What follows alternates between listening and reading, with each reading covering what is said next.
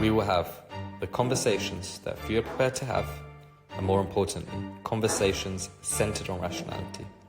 Subscribe now to listen to Rational Voices with Sunil.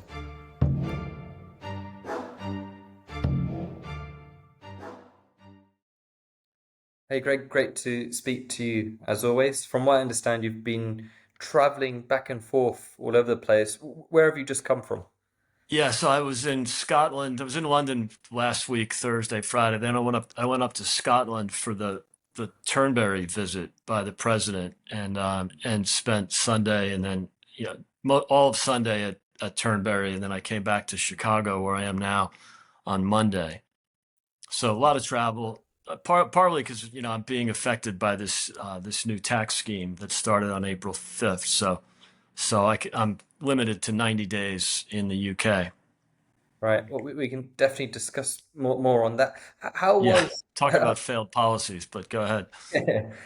how was Turnberry like? What was the mood It like? What was was the general? it was fantastic. I mean, it's just massive amount of optimism, which is just similar to what we're seeing here in the U.S. But obviously, it was a great weekend. The president, as you know, I mean, it was supposed to be a holiday and play some golf and relax, and he really turned it into quite a diplomatic and sort of a mixed business with leisure. And so, really high energy and really successful. I was there for the EU press conference with Ursula von der Leyen, and did some media from the Turnberry Club, which was fun. And just ran into a lot of people that I know in the administration, and had a few good meetings. So really great time. What was some of the highlights from the press conference and what's gone on? Because from if we look at the America's perspective first, it just seems overwhelmingly positive. You've got your president going into a foreign country, and he's essentially calling all the shots. They're going Yeah, on his plane, they're meeting on yeah. his terms. It seems if you're an American right now, it must be hard to criticize what's happened in the last few days. Yeah, I mean, I think you'll still see the criticism from his political enemies, and there are many, but they can't admit when something good happens. I mean, which is really shameless and or shameful. And um, you know, we I'm always one to acknowledge when the other party does something well. I can't recall the last good one. Maybe it was when Obama signed off on the termination of Osama bin Laden in 2011. And he got a lot of political support for that. And so, but yeah, this was interesting. I mean, you mentioned how they the two leaders, Ursula and von der Leyen and Keir Starmer, went to his home, basically, his club, and he hosted them. It was really interesting how that worked out. And obviously, the top of the agenda was trade. It was the trade deal with the EU, and then more discussion about the trade deal that had already been agreed to with the UK.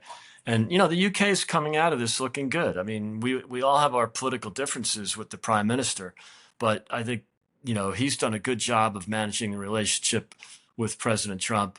I think Peter Mandelson in Washington has done a good job as well. And so I think they realize it's better to play nice and to cooperate. And it looks like the UK got a much better deal than the EU did. So there's another testament for Brexit. But I do think it was the top of the agenda for both Sunday and Monday at Turnberry, and it really worked out well for the president and for the country. I mean, just again, trying to set the American perspective first on this. What are some of aside from the usual critics, what was the feeling like with the EU deal and the Britain deal? Are Americans happy with Yeah, what happened? of course, because the trade deals were very popular. But the EU is the biggest trade deal ever done. Same with, I think, number two is the deal with Japan. So this is obviously good for America, but it's good for commerce. It's good for business. And there was some complaints in Europe about the deal for the EU, but I think this is just another moment where the EU and our other trading partners understand that they have to share the burden. It can't be a one-way street where, they have access to the greatest consumer market in the world and we don't have access to their markets, even though they're smaller. And and I think, running trade, the US has been running massive trade deficits with the EU, and that was just unsustainable. So I think, and it's the same with the NATO participation or the, NATO spending. Trump has made NATO stronger, for all the, of course, the critics will say he's reckless and he's threatening NATO. And well, look what happened. Now we have NATO committing to spending 5% of GDP on defense. And you have commitments to buy, a lot of military equipment and supplies from the U.S., but it doesn't really matter where they buy them from. So, so this is good news. It's good news not just for America, but good news for the world. So, and then the American voters looking at, okay, the trade deal's great. Of course, the critics will talk about tariffs and how destructive they are and how they're going to be passed through and there's going to be massive inflation. Well, none of that has happened yet. Granted, the 15% tariffs to the EU are much lower than originally threatened, but that's just part of his negotiating tactics. And so there has been no notable inflation and no one's ever really provided any evidence that tariffs are inflationary, because they're not. Yes, there could be one-time price adjustments, but I'm not sure every American voter understands that, because they have the mainstream media telling them constantly that, Trump's tariffs are going to wreck the economy. Well, they haven't. Real wages are up 1.2% since Trump took office. Real wages were down 4% in the Biden years. And even in the Obama years, they were up slightly. It was very anemic. The real wages were up 4% over 8 years.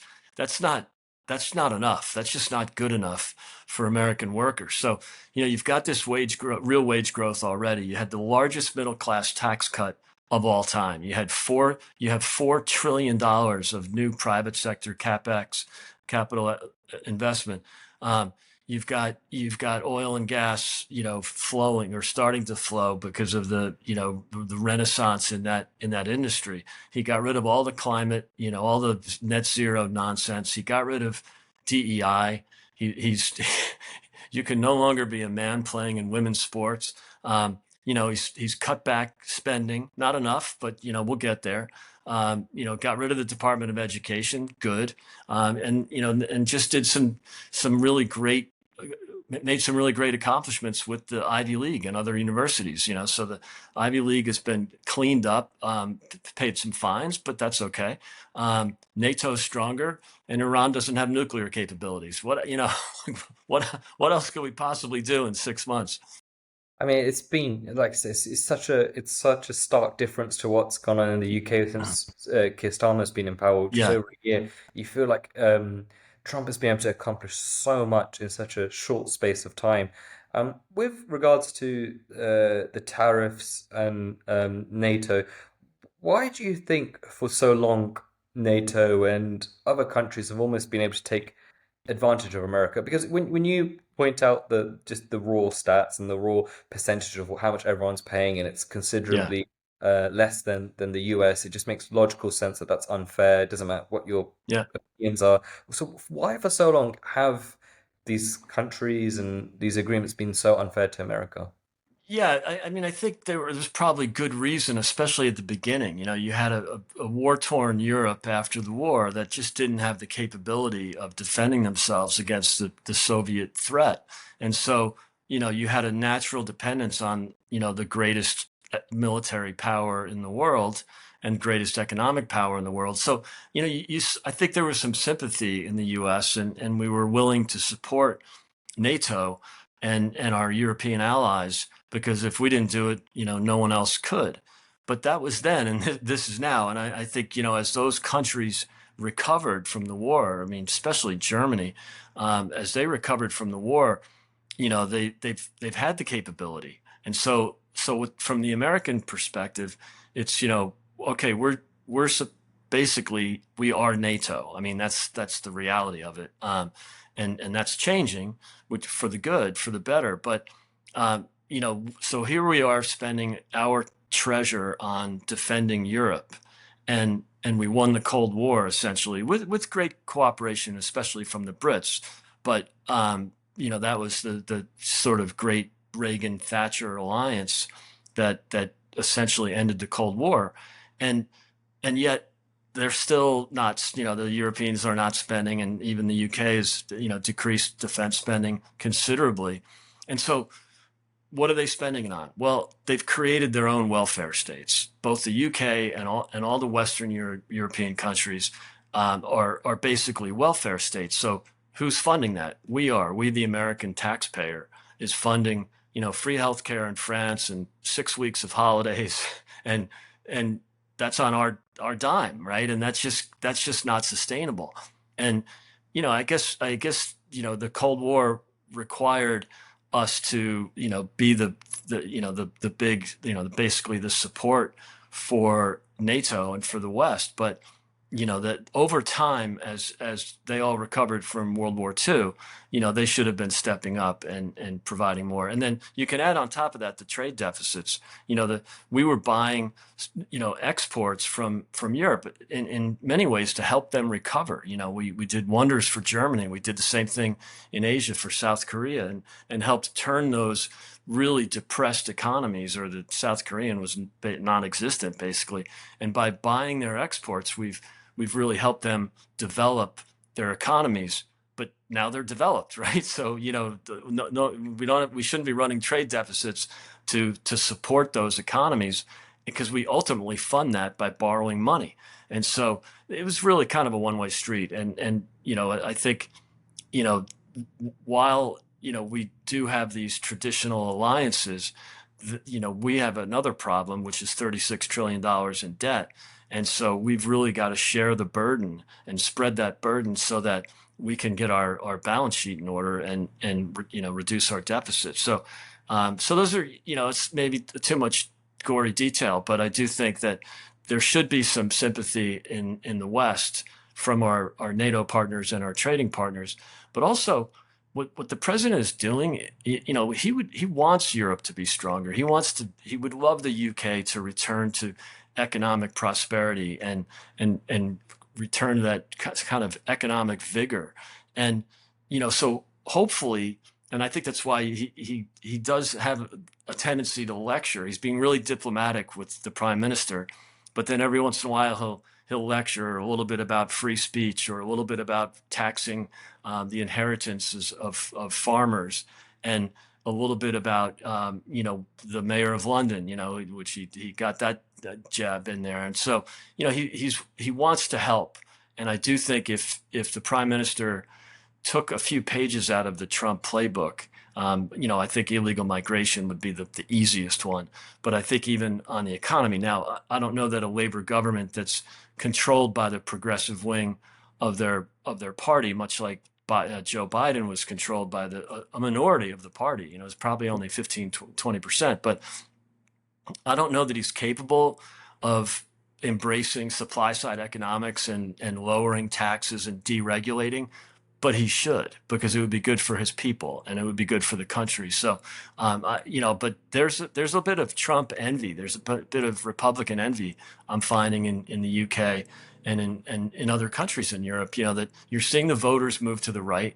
The establishment parties are doing everything they can to stop those right-leaning parties from getting power. It's and that's something that really annoys the MAGA crowd. J.D. Vance was quite critical about that when he spoke at Munich. But I do think that, if the governments, like in the UK, if they listen to their voters, and the voters, basically the top two issues are mass migration and cost of living. And all the governments want to talk about is net zero and policing misinformation, which we just call censorship in America. So yeah, I think that, it would be nice to see some of these countries, especially the UK, take a few pages out of the playbook. I think definitely, and I think you could see that from the response Trump got in Scotland. You obviously were there. It seemed like there was lots of Yeah. uh, people really supportive of him. I saw people chanting his name and stuff, It, it which was great. It was great to see. And I talked about this on one of the networks yesterday. And of course, the haters will hate, my sort of critics in the Twitter world. We're saying, well, That's ridiculous, Greg Swenson. The protests were in Edinburgh and Glasgow, and I didn't say that there weren't protests, which makes them just illiterate. They, what I said was I imagine there were protests. I know there were. They were very well covered by the mainstream media. I didn't see them because I didn't roam around, those cities looking for protests. What I did see was a lot of supporters on the streets. The streets from the airport where Air Force One landed, that led to Turnberry. So basically, the motorcade drove from the airstrip or the airport to the club.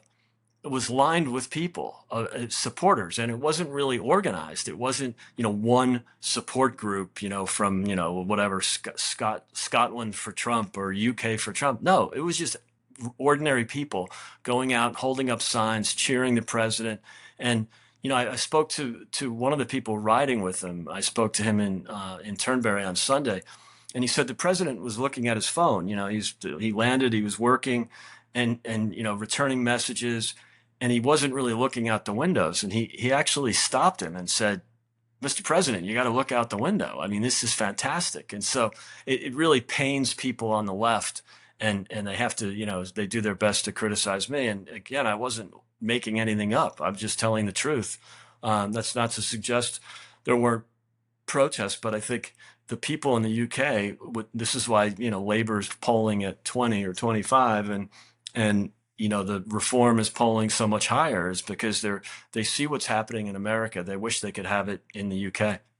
Do you think Trump could be success or a Trump-like figure can be successful in UK and Europe? I mean, for a lot of people like myself, and I'm sure many of those people in Scotland feel that that's the kind of figure we need at this point, where there's Yeah. been so much. Even you look at previous conservative-led government where they increased taxes to record Yeah, levels.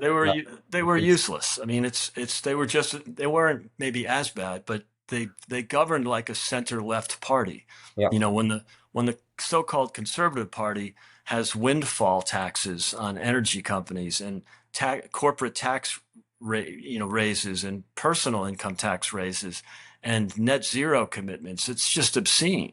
And so, it don't. Granted, maybe it's worse under Labor, but I do think that the voters are rejecting those things, and I think at some point the government should listen to their voters.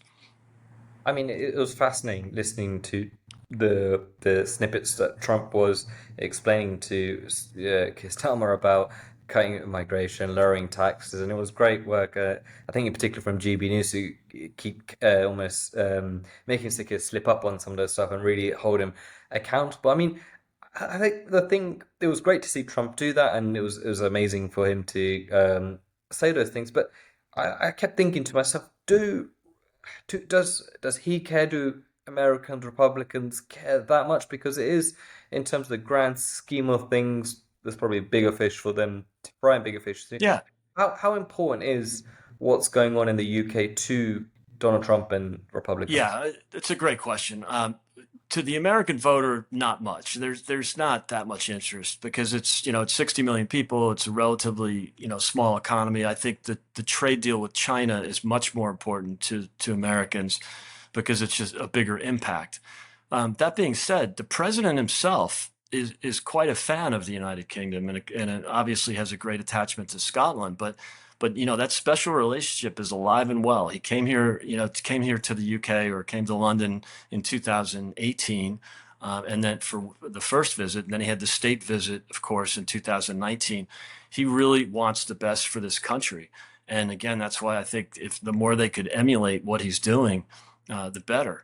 But I think that does it really, is it front page news in America? No.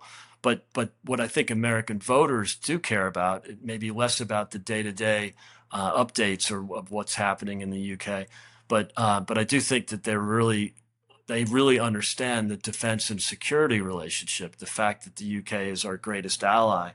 And so that's important to, I think, average Americans, even if they're not, reading the Wall Street Journal every day and hearing about how Labor well, how the conservatives and Labor have tried their best to destroy a great economy. So, that's probably not the most important thing. But I mentioned the Wall Street Journal and the other conservative rags that I read in America. They actually talk. I think there's an op-ed in the Journal once a week about the UK, whether it's net zero, whether it's tax increases, whether it's overregulation. Once in a while, you see something on free speech, which is a credible problem in the UK. But I do think, for average Americans that don't necessarily read the op-eds of the Wall Street Journal, they're not going to really care. But I do think, we look at, we constantly look at what works and what doesn't. And, granted, the Tories did not govern like a center-right party, or they basically abandoned supply side economics, except for Liz Truss, uh, who tried her best to bring that Thatcherite culture back. But I do think, we do look at what works and what doesn't, and we look at the UK almost as, a harbinger sometimes. I think when Brexit happened, that's when I felt like Trump was going to win. So sometimes, the UK is a leading indicator, and sometimes they're lagging, and right now they're lagging. Definitely, the U.S. But again, it's only been 6 months. I mean, we went through our 4 years of socialism, welfare state, or at least trying to create a welfare state or expand our own welfare state. You had, an assault on the energy sector. You had an assault on the private sector in general and the private economy. And it was just horrible, and then, an assault on free speech. You had censorship going on, both with not only with the Biden campaign in 2020, colluding with the social media companies, but then you had censorship while he was in office, when they were censoring any sort of information about lockdowns and vaccines. So we went through our own rough patch. I've seen this movie before up close, and it was really difficult. And that's why the voters responded the way they did in 2024. But so, I'm not, sort of judging on the UK and saying we do everything right in America. We really didn't for 4 years. And we're the ones who caused the inflation. It didn't help, Rishi Sunak's budget and the insane spending during the first COVID lockdowns, was a mistake in retrospect. But the U.S. economy is the biggest economy in the world, and our, injecting $7 or $8 trillion into an already overheated economy in 2021 was a massive mistake, and the whole world suffered for it, because when we have inflation, the whole world has inflation. So, that combination, and I think it's so easy to look back. The UK, this great country, great economy, 20 years ago in 2005, we're energy independent. Mm. And now completely dependent on imports. Um, you know, do we like selling LNG to our friends? Yeah, we do. But I would rather the UK drill their own natural gas, which they're quite capable of, and drill more oil in the North Sea. But so you just look at what works and what doesn't. And now we know, because we've seen it in the UK with the hostility to the energy sector. We saw it in the Biden years with real hostility to the energy sector, but even the private sector in general, job creators. So you had too much money because they dropped 7 trillion into the economy and not enough goods being produced. Well, what do you think's going to happen, right? So you had massive inflation. So this is all a simple formula. People in America don't want the government to provide for them. They want the private sector to provide for them, or they want to provide for themselves. And that used to be the case in Europe.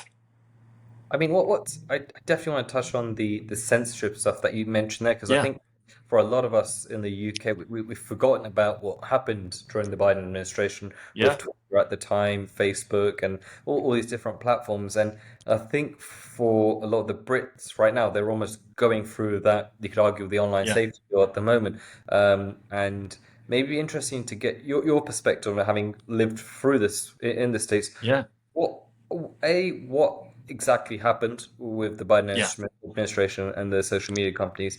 And B, how much of a threat do you think that the current online safety bill is from Labour Party on freedom of speech in the UK?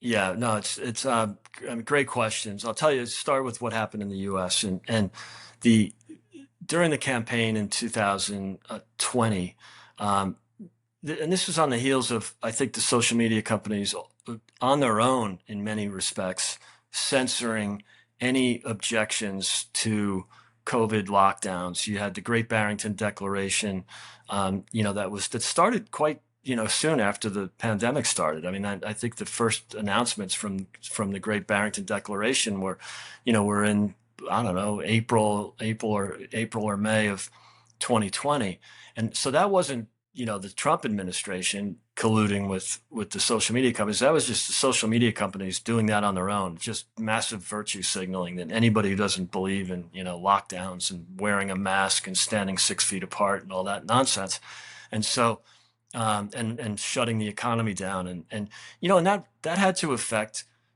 the Trump administration, and same with the conservatives with Boris.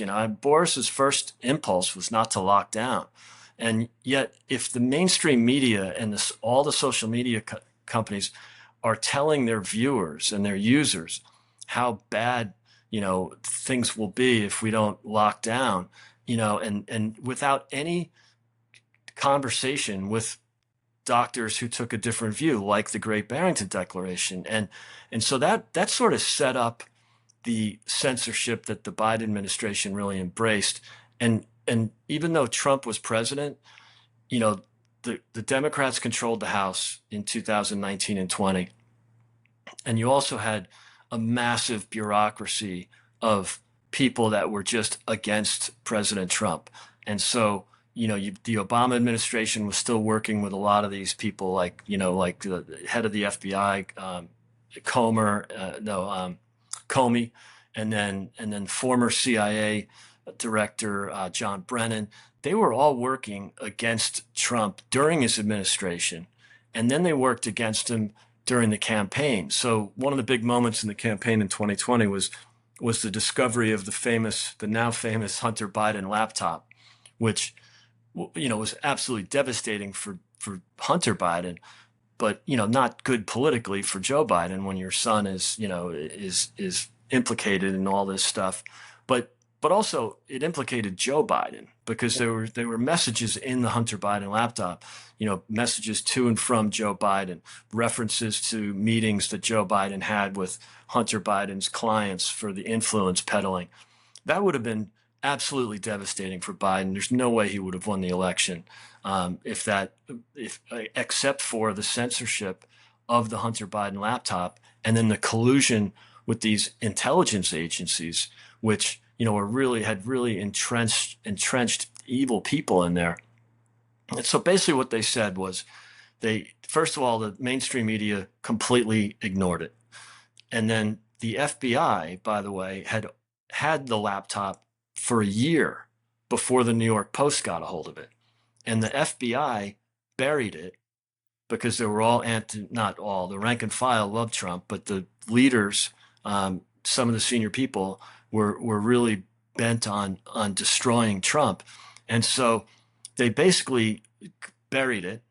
And then when the New York Post outed that and wrote the article about the laptop and talked about the content, the social media companies, remember Twitter was not owned by Elon Musk at the time, so Facebook and Twitter censored it, and if you said anything about the Hunter Biden laptop, you were dropped from those social media platforms.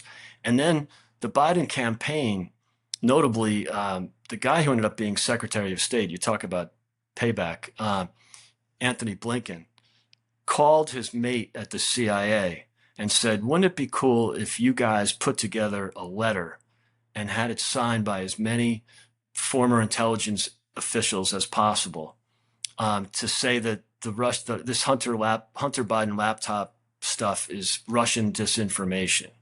And they did it. And 51 former intelligence officials, including Brennan and Comey, signed it. And it was clear that they were doing this just to get Biden elected. And it worked because, the polling suggests that, 1/3 of the voters didn't know about the Hunter Biden laptop, again, that implicated Joe Biden, not just Hunter.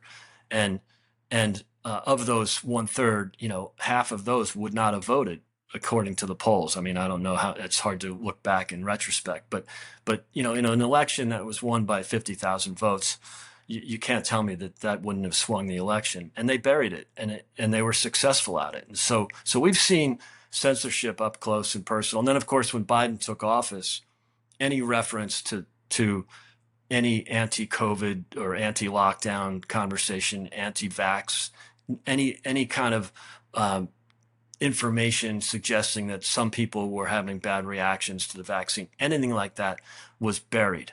And they pressured Facebook.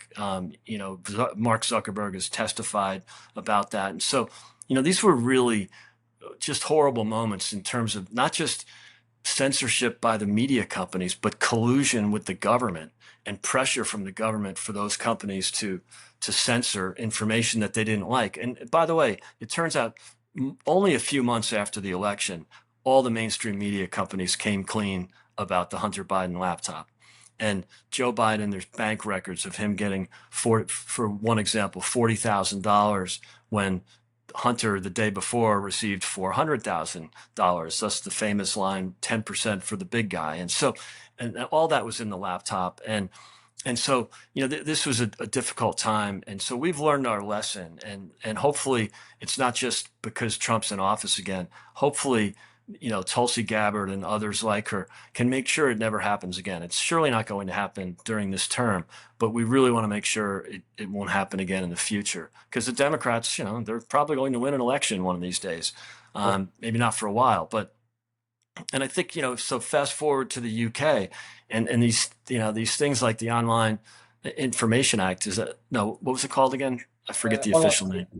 Online Yeah. safety. I mean, it's just code for let's censor information we don't like. Let's not, let's make it impossible for, for dialogue to occur. And, there should be arguments in politics and in policy, and let's make sure that we control, the narrative. I hate that word, but I'll use it. And you're seeing that because, you'll see it, any kind of criticism of mass migration, or especially illegal migration, just is at the risk of being censored.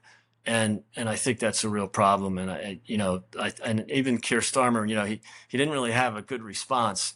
He deflected, which was good. I mean, he handled that well.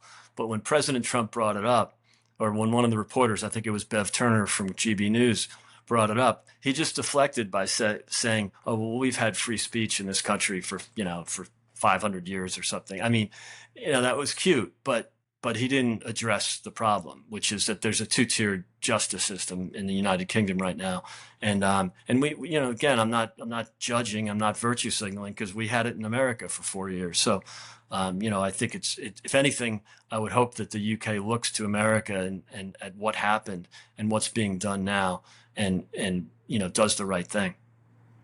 I'll start with the online censorship in by Biden. How hard was that to overturn when Trump came into power? Because he's made it look like a lot of things quite easy, but how has he been able to change the Yeah, laws? it's a great question. I think, a lot of it just happened naturally, because ultimately, if, with the new media now, with you know, people, independent media, podcasts like this one, it's really getting harder and harder for the big companies to censor. And even though they keep trying. So what happened with in the example of the Biden laptop is, they just couldn't keep the lid on it. They did, they only had to do it for 4 weeks, right? It came out in October of 25, and of 2020, sorry. And so they just went all in and censored it and buried it. And they only had to hold on until November 5th or 6th, whatever it was that year. And then, by February or March, they couldn't do it anymore, because, the New York Post, first of all, even though they were dropped from Twitter and Facebook, but, they didn't go away. And so they just kept at it. And it was, for political junkies like me, I knew about the censorship. I knew the laptop was real. But as soon as when the rest of the world found out that the FBI had been sitting on the laptop and buried it for a year, I think that was enough. And then you're still seeing stuff come out. Even recently, a week or 10 days ago, they released some documents from the 2020 election and from 2016 actually, that basically said the Russia collusion hoax. Not only was it a hoax, and it was completely fabricated by the Clinton campaign, but the intelligence services in December of 16 knew that it was a hoax. So Right. it's not like they just made a mistake. Okay, my bad. I made a mistake. I thought it was Russia. I thought Trump was colluding with the Russians. We investigated it. 2 years later, a Mueller report comes out. Oops, no, there was no collusion.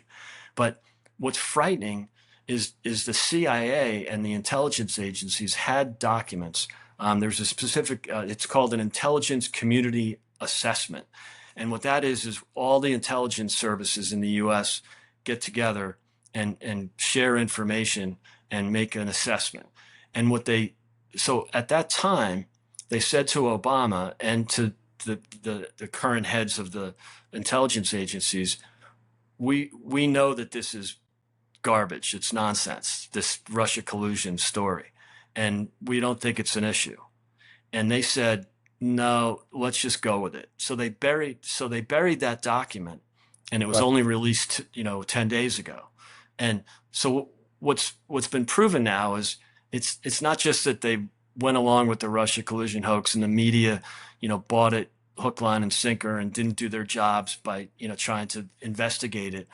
And they just believed what they heard from these leaks.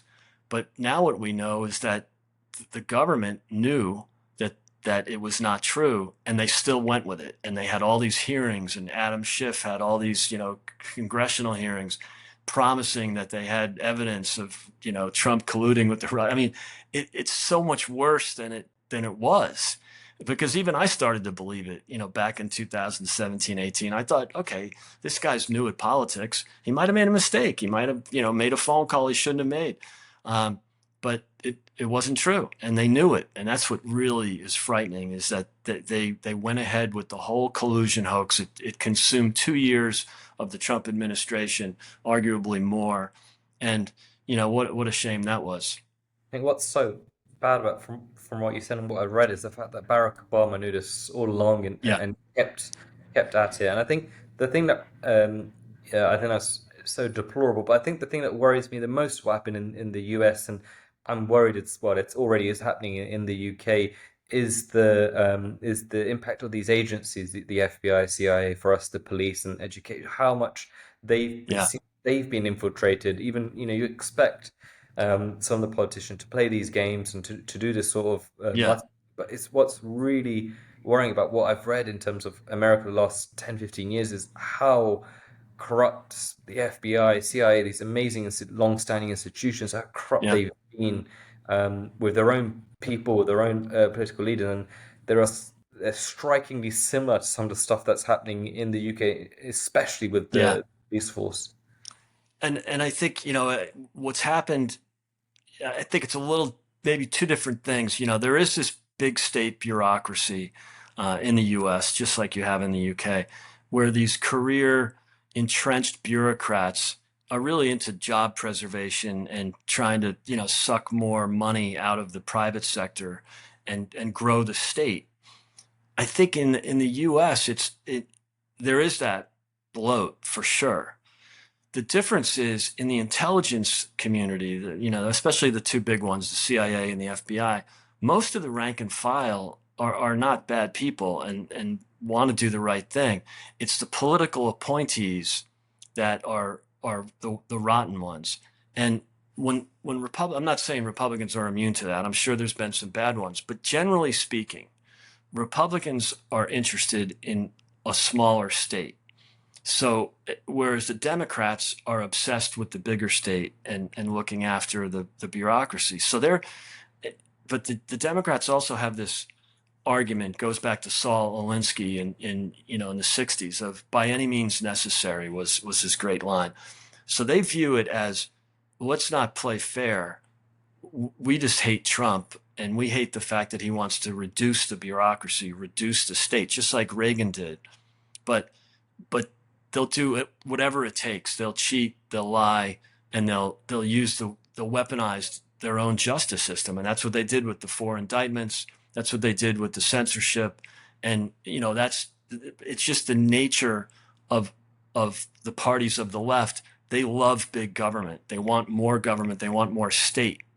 And so when I'm making this argument that it's the political appointees that should do a better job of managing the bureaucracies. But the problem is when the Republicans make appointments, typically they are doing the right thing. They're acting on behalf of the taxpayer, whereas when Democrats get in, they're acting on behalf of the bureaucracy, of the state. And so, Reagan pointed this out, but he wasn't really able to do much about it. First of all, he never had a Republican Congress or a Republican House anyway. He might have had the Senate for a couple of years, but he never had a Republican Congress. So, it was more difficult for him to really reduce the state. So he did a lot of things really well, but, that was just a step too far and for him. And, Trump came in, with the whole drain the swamp argument. And at first we thought it was like just campaign rhetoric and, just a little bit of drama. And then you find out that he really means it. And the state and the swamp was so much worse than we thought. And we're learning again, only 10 days ago, we're learning things that happened 8 years ago that are just horrific. I mean, the amount of stuff that's coming out in terms of the intelligence that's coming out, what's happened in the last 10 years in the US is absolutely crazy. I mean, one of the interesting things I think definitely would get your take on is the whole Jeffrey Epstein files. It's Yeah. naturally brought so much attention everywhere. What exactly is going on? Has it actually split the MAGA base? Because that's the argument mainstream media keeps saying. Um, Yeah. is it actually true?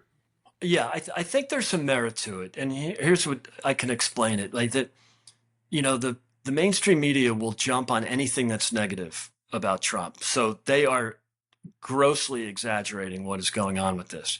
But that's not to suggest that there's not something there. And that something is the fact that there's a wing in the MAGA base that are very distrustful of the institutions. And they were sort of promised during the campaign and even in the early days of the administration that there would be total transparency and we're going to release everything, not just the Epstein files, but all the classified documents. And Tulsi Gabbard has done that. The problem is there might be some real legitimate reasons not to release the files, or if there is a list, not to release it. You saw a judge last week declined the Justice Department's request. It was a Democrat judge, by the way, declined the request to release the grand jury testimony. So there very well might be legitimate reasons to keep a lid on it, and maybe that's why the Biden administration didn't release these same documents for the 4 years that they had them. Now, that being said, it doesn't mean that I think they have a legitimate argument. I think the MAGA wing, I might think it might, if I knew, I don't, but if I knew what the reasons were for keeping a lid on it, I might agree that this is not something that should be declassified. But I understand their argument because they are, after what I talked about for the last 15 minutes, the weaponization of the justice system during the Biden years, the absolute outrageous censorship and collaboration between big government bureaucracy and media. I mean, that's just frightening. And so, that group of people that are, and most of them are, very online and very, social media friendly, you know, they have a really great distrust. We all do. And that's why I'm sympathetic with them with that argument, because why should they trust any of these institutions? They might think that these institutions, FBI is probably the most likely, but maybe it's just some unelected judges.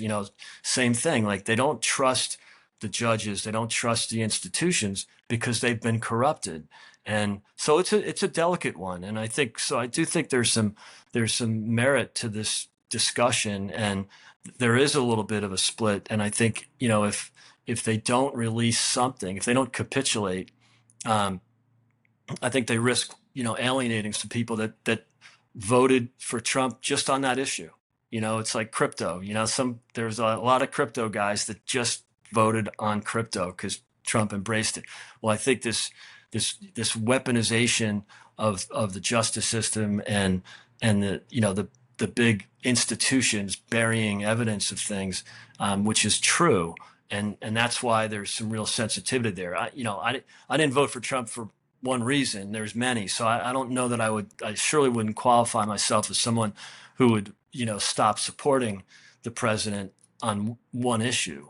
But, there are some that would, and that's okay. That's called democracy. And so I hope it's resolved. I don't, it's tough to say whether it's going to go away or not. If you listen to the mainstream media, they're saying this is what's going to blow up the Republicans. I think that's a bit exaggerated, but I do think that there might have to be some capitulation. And he already pivoted on it. 3 weeks ago he said, "Forget it, it's stupid."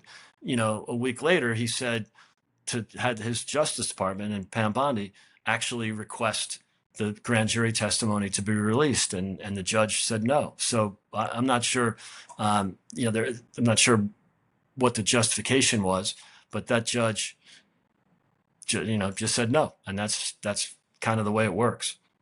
I think what's I would love to see those files released like Of tomorrow. course, we're all curious. I mean, Yeah, it's great. It's great gossip, and yeah. it would be fantastic. Um, and then the other thing the mainstream media does is they try to tie the files to something about Trump, which is Nonsense. is Because it's if laughable. yeah, It's because if that, laughable. I think that's so stupid. Because if that was the case, Biden would have released it. Like he would have just Absolutely. He'd have released it. done it in October of 24, a month before the election. I So mean, it's obscene. I don't If buy it. there's any, yeah, so that's a laughable argument, but again, he might just have to capitulate because people are just really curious, and it's not a global issue. Like I think there's so many more important things than the Epstein files, but I get it, that the wing of the party that has this great distrust, which is completely legitimate.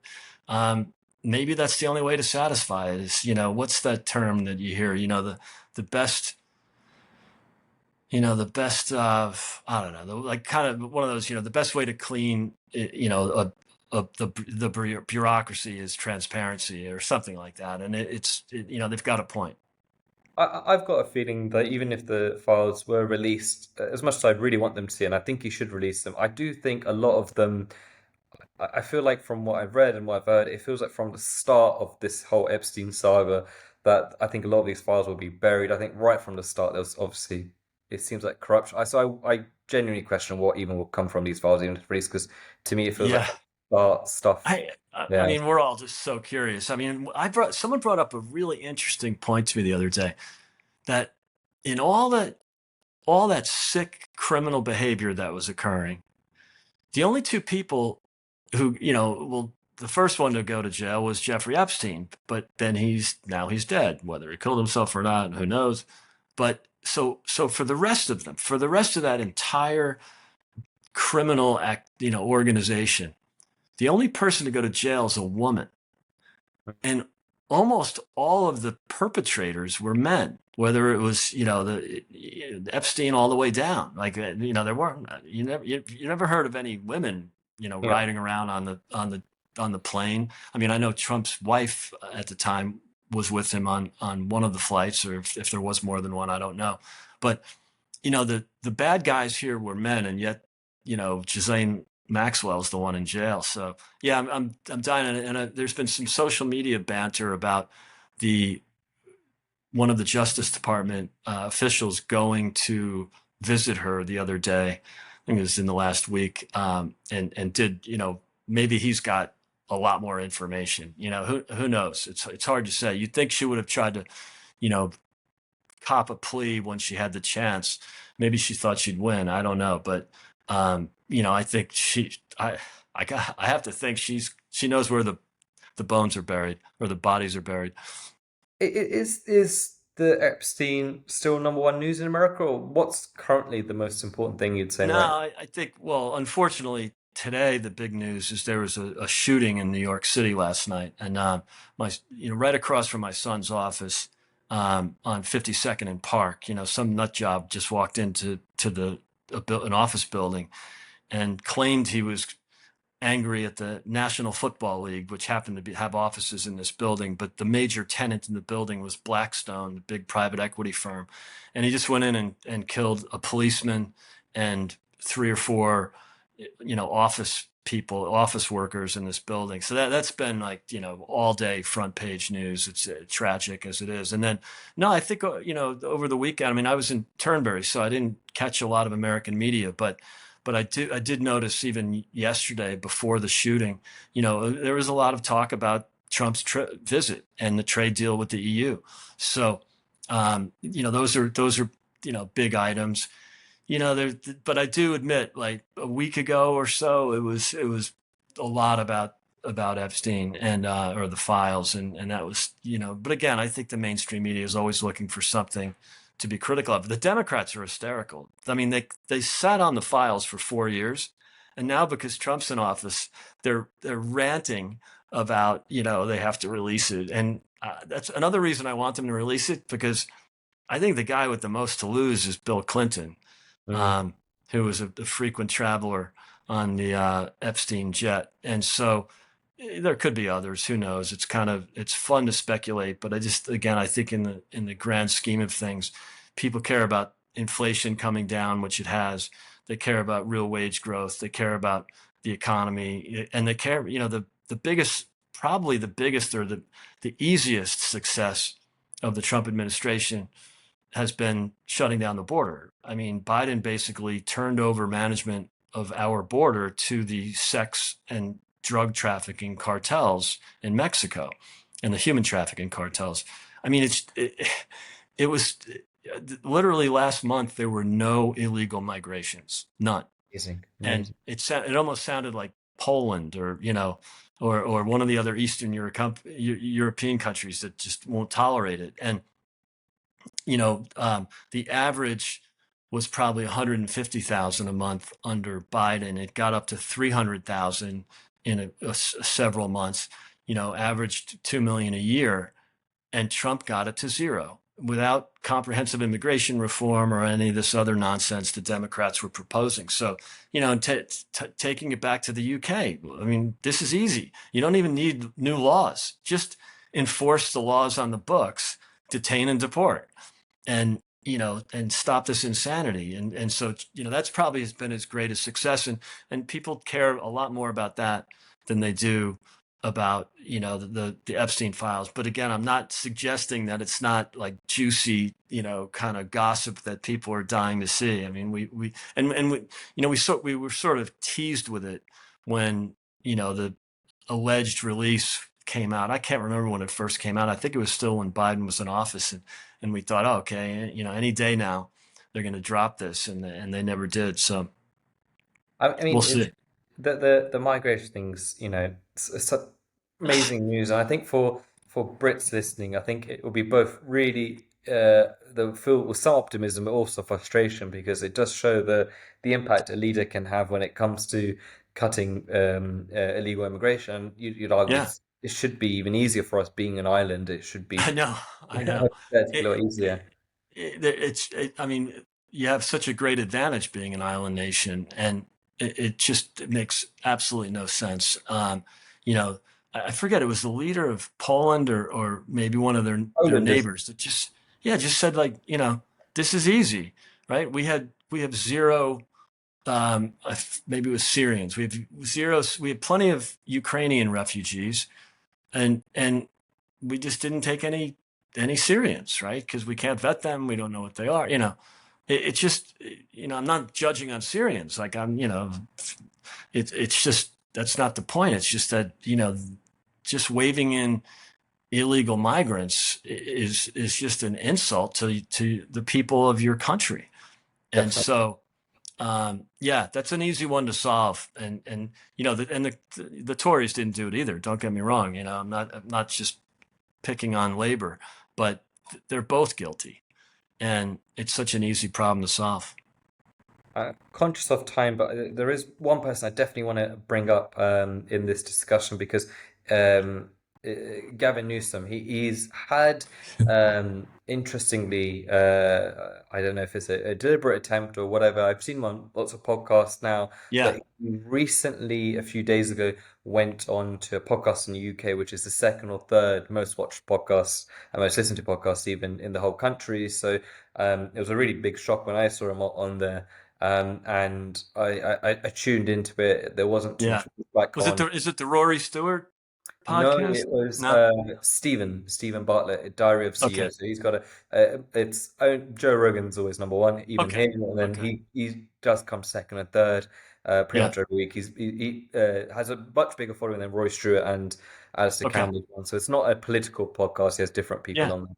So I was Yeah. very surprised to see him on there. And obviously I've read a bit about him. I've seen some of his stuff. Yeah, Not he did. I think he might have even done Joe Rogan, or he had Charlie Kirk on his podcast, or he went on yeah. Charlie Kirk's. I mean, yeah. So go ahead though. You continue. What I because he talks a lot in that podcast. There's not too much pushback on him, and he talks about being the next US president and that sort of stuff. It'd be great to get your perspective, being American and who Yeah. will know a lot more than most Brits will on Gavin Newsom, because it seems as if we're going to be seeing him a lot more in Yeah. British media by the look of things. Who is he? What's he Yeah. accomplished? Not accomplished. So, I mean, Gavin Newsom, not only is he the governor of California, the biggest state, biggest economy. I think California would be the sixth biggest economy in the world if it was an independent country. And it's an extremely liberal and progressive state. So, you know, to win statewide elections in California doesn't really mean you have a talent, or, if you're just a wacky progressive, you can win in California. Kamala Harris won several statewide elections there. And so, um, but he is talented. I mean, arguably much more talented than Kamala. He's got some of the gifts, right? He's personable. He's good looking. He is good on the stump, but he is a radical progressive. And with some politicians, I don't really believe that they believe in anything. They just kind of take the party line and run with it, or they just say things that they think will win votes. But I think it really is a radical progressive at heart. So what he tried to do by shifting a little bit and doing these podcasts, taking the temperature of people, I thought he was going to make a laughable pivot to the center, or the sensible left instead of the progressive left. And, he even hinted at it in one of the podcasts where someone asked him about men playing in women's sports. And he said, that's not fair, is it? And so I thought, then there was some speculation, and even the conservative media was kind of poking fun at him about making this pivot. But then when push comes to shove, he just reverts back to the Trump derangement syndrome, progressive left insanity. Like he just, even though the voters don't like it, even though especially voters outside of California, they just don't buy it. And so, I think he just reverts back to his natural impulse. And I don't. That's why I don't think he'll do well as a presidential candidate. He can raise money. That's important. I think he has name recognition. That's important.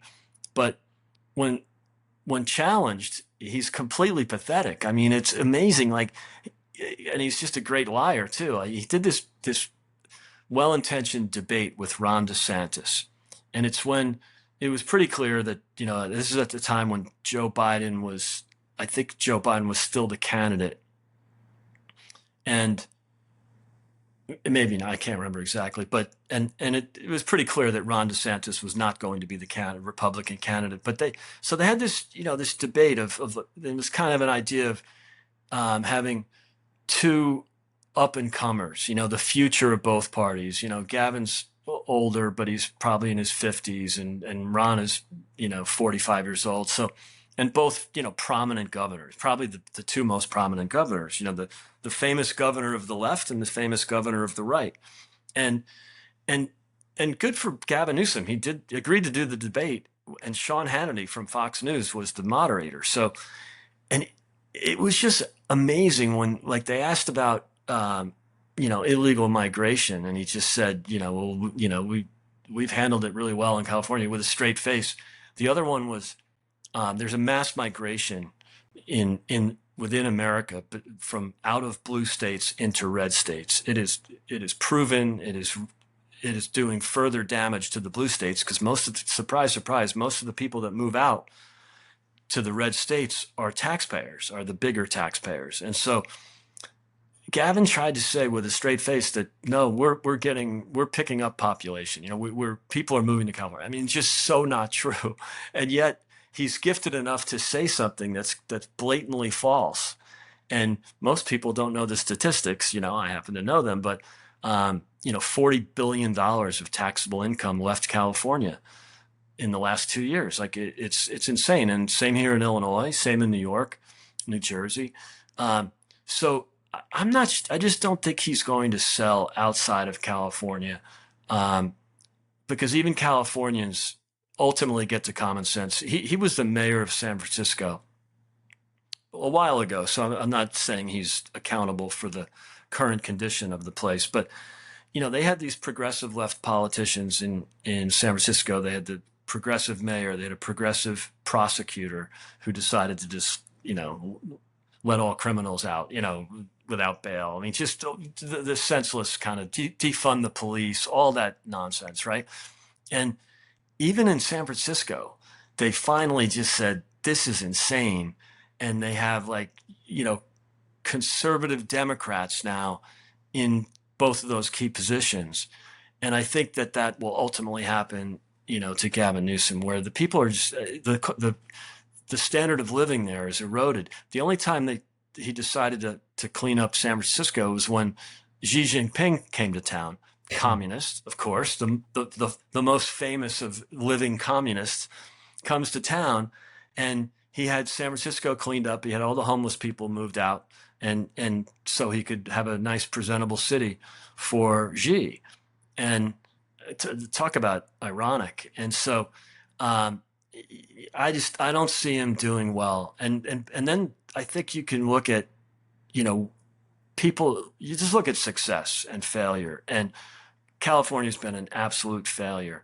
There's a chance that it comes back as a red state. It might take another generation. They're, but I think that they're not that stupid. And you've seen it in San Francisco already. So I don't think he's going to sell outside of that state, because all his opponents have to do, even in the primaries, if you see like a Josh Shapiro, who's a common sense Democrat, if I were Josh Shapiro, I would just say, look at my state. Why have X percent of the people left your state, and why do you have a massive budget deficit? And the other thing with some of the governors, the Democrat governors, they can distance themselves from the Biden policies that were so destructive. I think it would be difficult for Gavin to separate himself from those policies, because he's been a proponent of the same nonsense, right?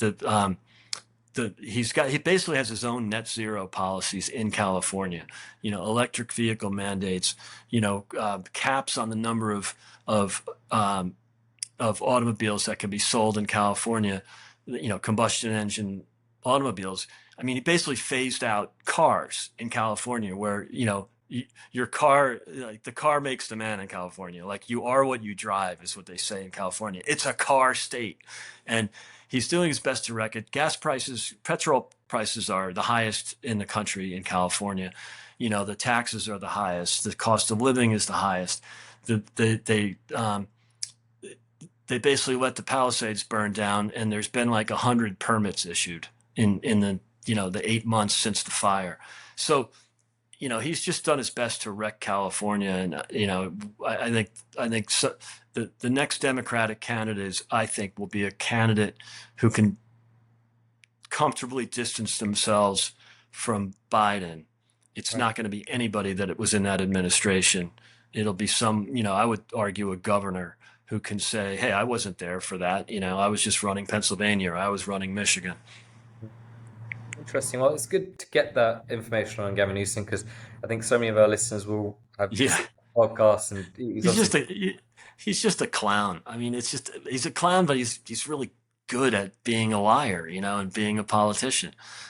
So I'm not suggesting he's the only one, but he's particularly galling. Yeah, it definitely is. Well, it's been amazing chatting to you as always, Yeah, Greg. great chat. Just the usual finishing off, an unpopular opinion that you have that you think should be popular. So it can be something we discussed, it can be something completely different, but yeah. Yeah, no, I mean, I think we covered a lot of ground. I think, you know, one of the things I try to emphasize is that, the UK, there are plenty of people that have Trump envy right now. We wish we could have Trump here, but, um, but I do think even if that doesn't happen, there's still things that the government can do to improve the lives of their citizens. And I hope they, again, I use the term too often, but take a page out of the Trump playbook. Agreed, agreed. Thank you so much, Greg. All right, my pleasure. Great to see you.